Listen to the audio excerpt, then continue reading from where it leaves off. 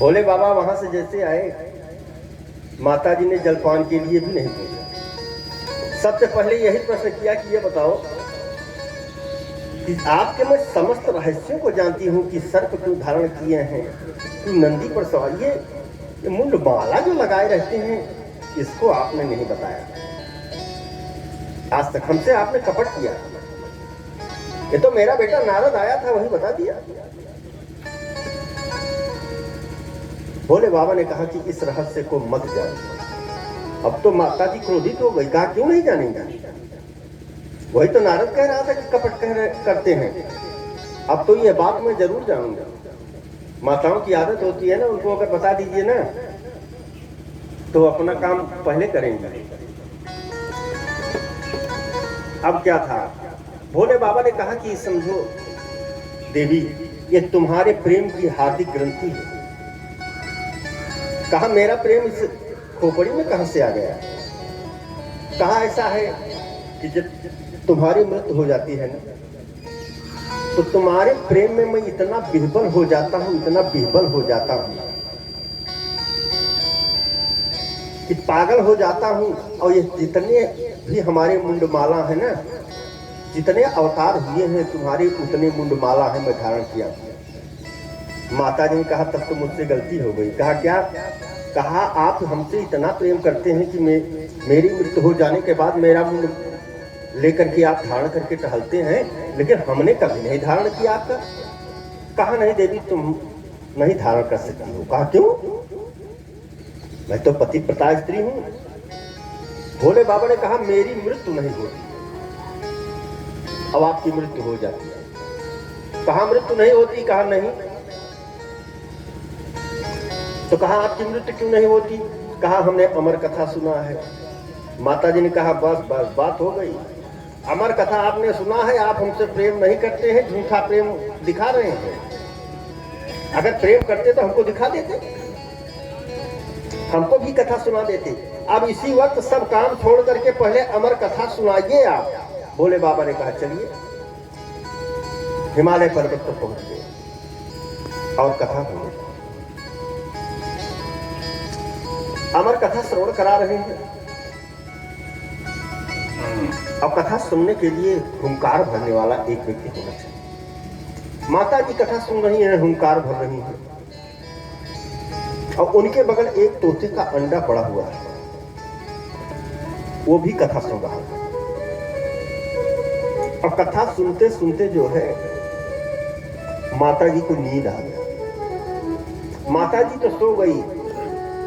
अब वो जो तोते का अंडा था वो फूट गया और संस्कार में उसके आया हुंकार शब्द।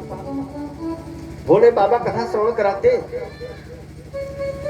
और वो तोता क्या करता? हुंकार भरता। पूरी कथा समाप्त।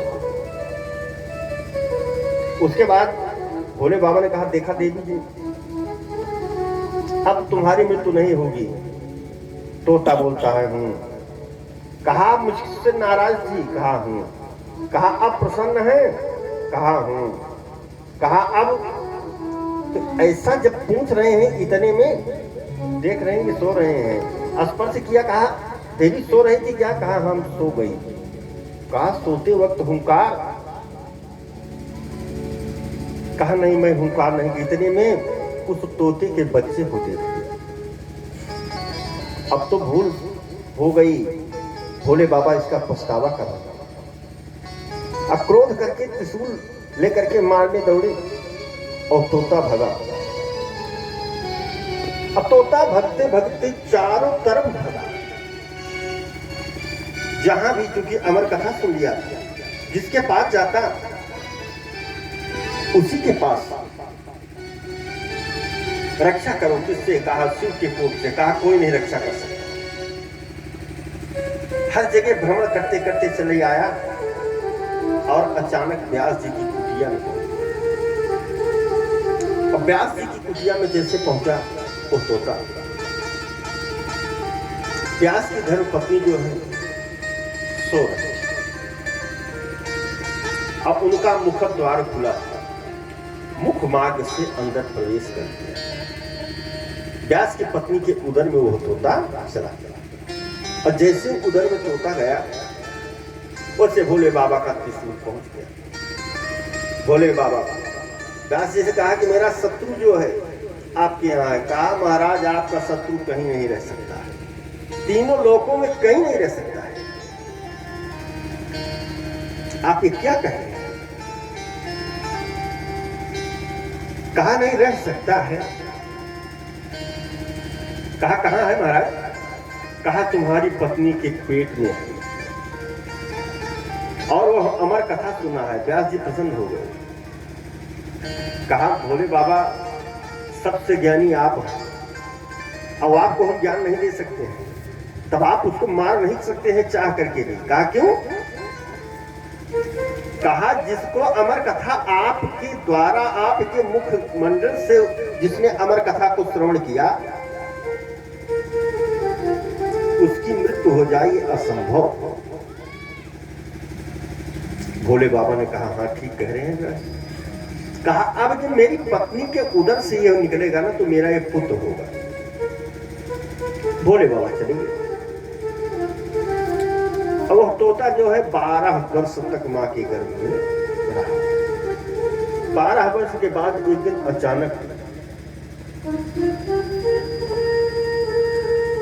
प्रसव पीड़ा हुई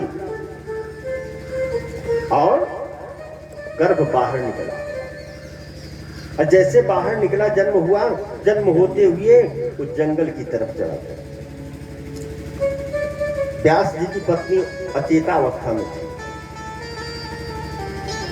कुछ देर के बाद जब होश आया तो व्यास जी से कहते हैं कि आपको लड़का हुआ था लेकिन है कहां, ये समझ में बात नहीं आ रही है।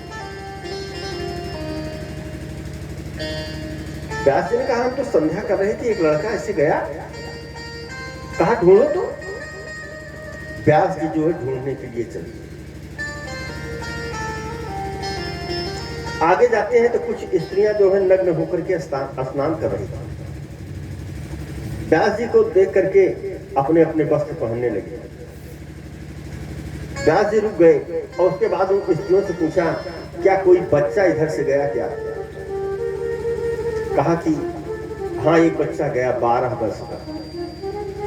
व्यास जी ने कहा लेकिन हमको ये स्पष्ट नहीं हो रहा है कि गया, इसलिए कि जब बच्चा गया तब आप लोगों ने वस्त्र धारण नहीं किया। स्त्रियों ने जवाब दिया कि महाराज जी वो तत्काल का जन्मा बच्चा है, वो स्त्री पुरुष में भेद नहीं जानता है, इसलिए हमने वस्त्र नहीं धारण किया। आगे जाते हैं, जैसे थोड़ा ही दूर गए कि देखते हैं कि वो बच्चा वहीं पर है। कहते हैं यम प्रजंत मनुपे तमपेत कृत्यम द्वैपायनो विरह कातर आजुहाव पुत्रेति तन्मयतरया तरौधिने दुत्तं सर्वभूत हृदयं मुनिमानतु। पहुंच करके स्पर्श करना चाहते हैं व्यास जी,